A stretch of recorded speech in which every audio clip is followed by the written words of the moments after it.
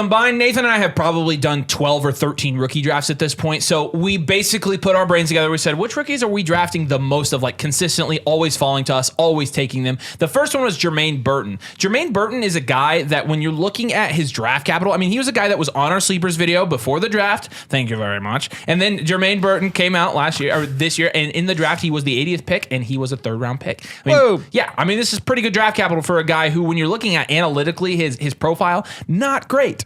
But he's a guy that was taken by the Cincinnati Bengals, I think, for a couple of reasons. Number one, when you're talking about the role that Tyler Boyd has had in that offense the last couple of years, obviously the offense might look a little bit different with Callahan going to the Tennessee Titans to be their head coach. But at the same time, Tyler Boyd, as of recording this video, has not signed with anybody, and it's probably not going to be the Bengals. If it is, that changes his short-term trajectory a little bit. It's not going to be the Bungles. The long-term trajectory of, wow.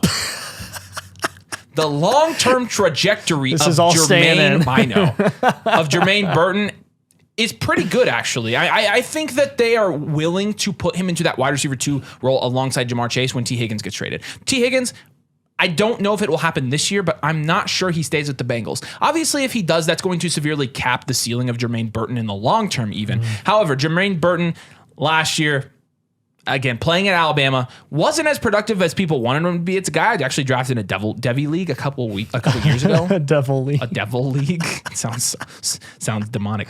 A couple years ago, and really thought he had kind of would never do anything in the NFL. But this draft capital has kind of given a resurrection to his value. And with that, you're getting him like, I think he's a good pick at the end of seconds of rookie drafts, but you're getting him.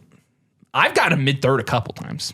For a guy that got day 2 draft capital, I'm really happy drafting him in that situation with that quarterback, with that coaching staff in the mid-third. And this is a guy that when he gets to me, I've taken more of him than the average person in that range, because I think in the third round where you can get him, he's a value. So if you can get Jermaine Burton in the third, take him there, because I really, really, again, like his value, not only short-term potentially to be the wide receiver 3 in Cincinnati without a dominant tight end even, with a high passing volume, without a dominant running back, like, there's a lot of potential for Jermaine Burton this year, but long-term even, he could project as a pretty good weapon in the NFL. So Jermaine Burton in the third, I'm loving it. Let's go to a bigger name here. Let's go to Draketh May. Can I start with this by saying something? I drafted Drake May at the 1-4 in a rookie draft, and people were like, wow, I'm surprised about that. Like, that kind of threw me off. Yeah, the reason people are surprised about it is because Drake May is usually falling to the 106, 107 in your rookie drafts in a super flex league as the 3rd overall pick in the NFL draft, where in most draft classes, he would be considered for the 1st overall pick if it were not for Caleb Williams. And Washington deciding to go with a 23-year-old rushing QB. Look, I get that everyone is disgusted by the idea of any quarterback ever going to the New England Patriots ever again in the history of forever. I get that Drake May is a project quarterback somewhat, that he has to work on his mechanics. I get that they don't have the coolest wide receivers that you've seen in the NFL. They did draft Jalen Polk in the early second to help bolster their wide receiver room, which is honestly a lot more than I expected them to do.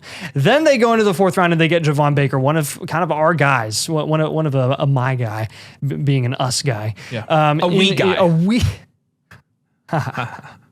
Look, 2 wide receivers that they take in day 1, day 2 to help out with Drake May. They plan to utilize those receivers. They plan to utilize Drake May consistently in the passing game. He is their next guy at the quarterback position. He is hopefully their franchise option, and I'm 100% willing to take a shot on Drake May at price in the 106 to 107 range. I think it's not even a question for me.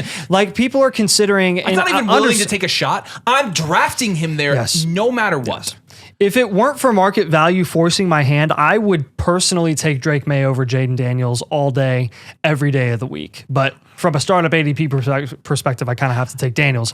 Look, McCarthy, though, like McCarthy goes top 10, gets the best landing spot, goes to the Vikings. The team invests, like, the Vikings do not have to give up multiple firsts to go trade up and get JJ McCarthy. If McCarthy doesn't work out, which is possible, just like any other quarterback, if he doesn't work out this year, they can move on and say goodbye. They spent 1 pick. They spent the 10th overall pick on JJ McCarthy. And that's the big difference between top 5 investment and moving up versus top 10 investment. And considering that Drake May went 3rd overall and a lot of people are taking McCarthy over Drake May. I see your point. I would rather now. take Drake May here. I don't think they'll move on. I don't think they would do that to McCarthy. No, I'm just... But I get it now. I get it now. Okay. Oh my gosh. But people are going to interpret it like that because of your history with being wrong I've already about JJ apologized, McCarthy. and I say I'd take JJ McCarthy at price if he goes at a certain We made a whole point. video about that. Oh my gosh. All right, Xavier Legette is next. And if you were following the pre-draft process, actually, this is, again, a perfect example of our strategy for playing Dynasty. It's not the player, it's the price. Yes. And for Xavier Legette, it was like, okay, he's being mocked in the first. This is probably unrealistic. He's not really that good analytically. He doesn't have a good profile. Well, we ended up being wrong because he ended up going at the end of the first. Now, granted, it was the Panthers that took him. So, are we really wrong? And not yet. I mean, everybody said we were wrong about Mingo when the Panthers got up and selected him, and that worked out well. The turns did table, though. The turns did table. Taking Legette because we're targeting him now. Because he's a guy that's going to an offense without a super dominant wide receiver one. He's definitely the first field stretching option there in Carolina for Bryce Young and a Dave Canales offense that's going to be revamped.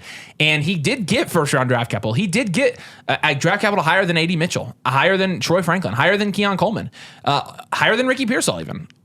No, he didn't technically get higher than Ricky Pearsall, but no. same back to back with Ricky Pearsall. And you have him going late second. I think a lot of times he's going 2.5, 2.6.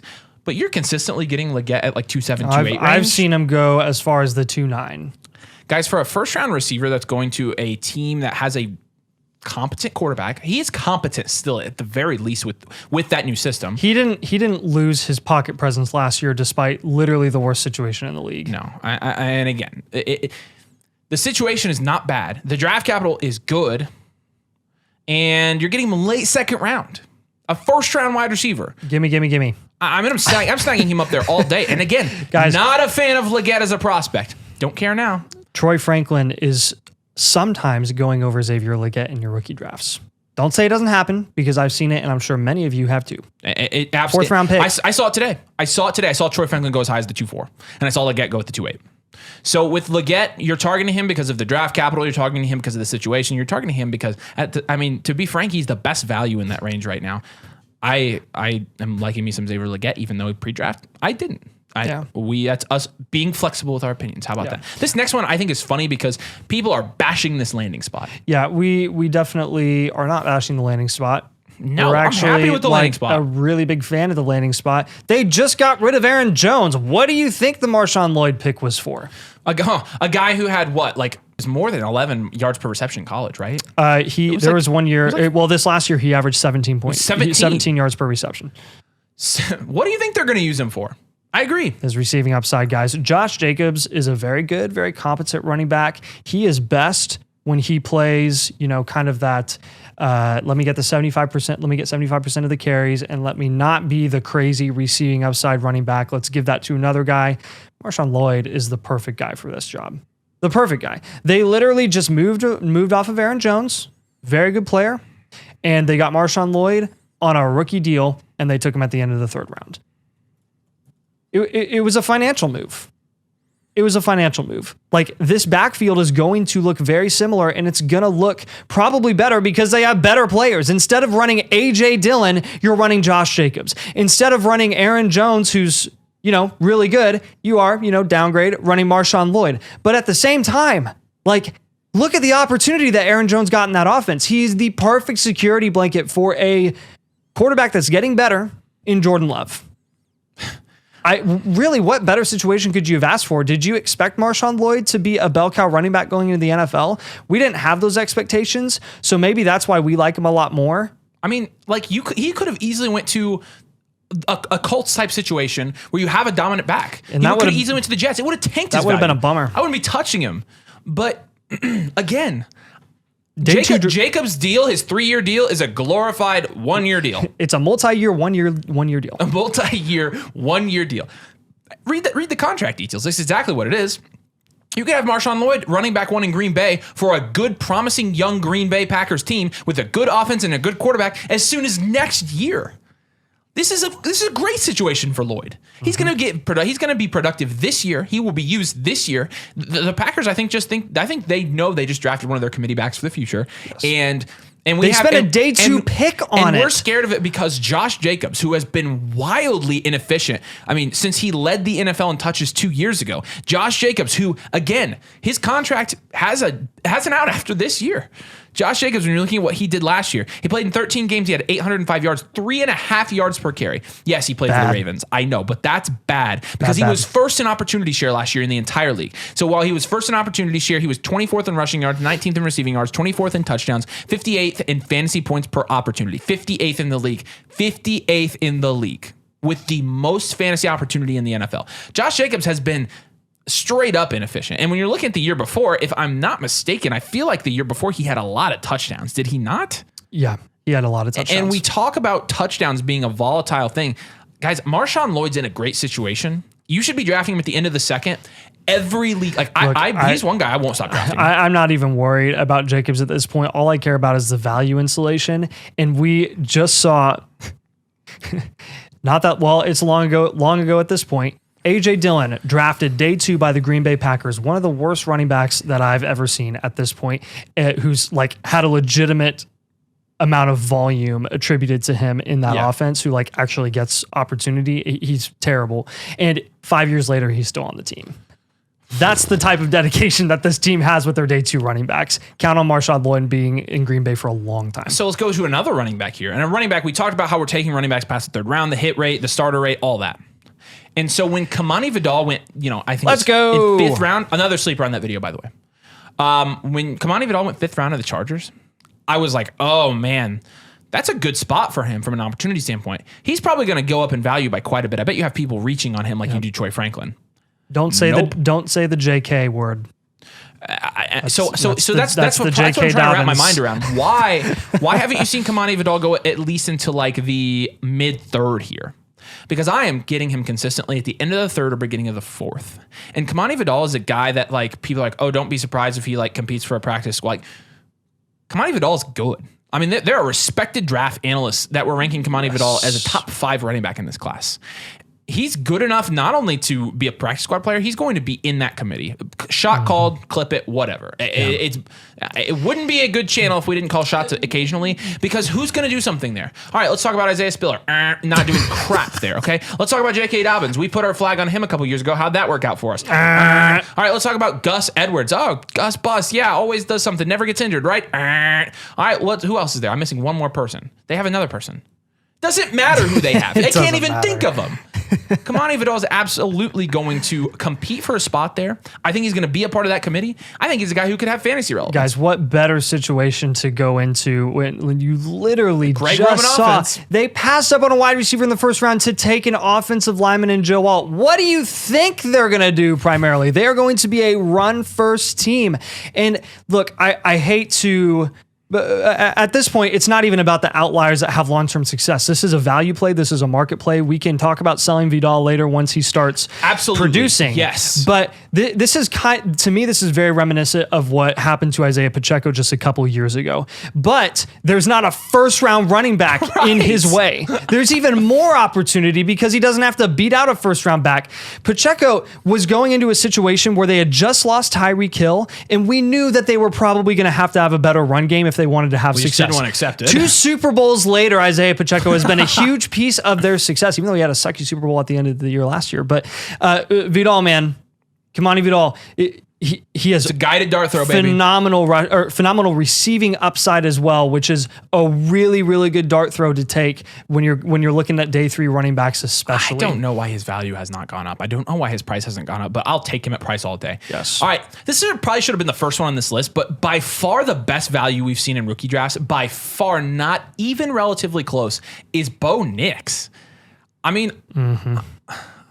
There was, I've tried to diversify. It's your turn to rant here. I had a lot of 109s. I traded back in the late 1st a lot. I had tons of them. I've been very happy. But I found that I had so many 109s out of the 5 leagues I'm in. I think I had 4 of them that I've had to diversify. I don't want to put all my eggs in one basket. Xavier Worthy, I obviously drafted one of him. I drafted, I think I drafted Brian Thomas Jr. there. I think I maybe drafted another Xavier Worthy because I'm like, yeah, I'll take this again. But then I'm like, I'm taking Bo Nix here. Like, I'll take the quarterback with top 12 draft capital. Well, Little did I know that would be the highest I've seen Bo Nix go in a Superflex rookie draft. And look, I'm sure you've seen him go higher, but he is consistently, and I mean consistently, falling to the 201. He is consistently falling to 112, 201, and sometimes he's going to the mid-second. Oh my gosh. 12th overall pick in the NFL draft. In a Superflex league, you're talking about starting 2 quarterbacks, and you have a quarterback that just went 12th overall, is being coached by Sean Payton, is going to start right away, has significant team investment, has draft capital insulation, and he's a mid-second. What, we're taking Adonai Mitchell over Bo Nix? Do you know how many quarterbacks in the league would pay to be coached by Sean Payton? And the Denver Broncos are high on this guy. He's not a 1 year and you're done thing, even though they didn't have to trade up to get him. You should look at Sean Payton's eyes when you ask him about Bo Nix. He believes. He literally is like. And look, does it mean Bo Nix is going to be a superstar or fantasy elite? No, it doesn't. But in your rookie drafts, this is absolutely, in my opinion, the most value-insulated, safest steal that you're going to get, period. Mm-hmm. I'm targeting Bo Nix in every rookie draft with early mid-seconds. If he falls there, it's an auto draft. It's an auto draft. If he gets to 112, it's close to an auto draft. Again, the pros for Bo Nix way outweigh any potential cons. He's going to start, and even if he does bad this year, they're not going to bench him. They're going to let him develop, and he's going to maintain his value because everybody's going to be like, oh, he was just a freshman. I mean, you're talking about I do not. Somebody tell me why Bo Nix's value is that low. Why? He's being drafted in some drafts next to Michael Penix. Michael Penix is makes no sense at all. Michael Penix is a no backup. sense. You're getting two guys that went pretty much in the same area in the NFL draft, and one of them is starting today, and one of them will be starting in 2 years. Draft Bo Nix. That should be your biggest way to take away from this video. So do us a huge favor. If you want a team blueprint, and you want our rookie draft guide, you want one-on-one advice, and you want a chance to get in the $250 league where you can go against Nathan and I, that we're going to do live on the channel, flockfantasy.com/domain. You have to use code domain. Again, you have to use code domain to get all of those things. Did you say code domain? I said code domain. And you have to choose the Mother Flocker tier as well. When you do those 2 things, you get access to us and all of those resources we just mentioned. We'll do a team review for you in its form of a team blueprint, comprehensive multi-year plan for your Dynasty team. Please make sure you drop a like on this video, and make sure you subscribe if you play Dynasty and you've enjoyed the rookie content. We appreciate you guys all so much. Thanks for joining us. We'll see you later.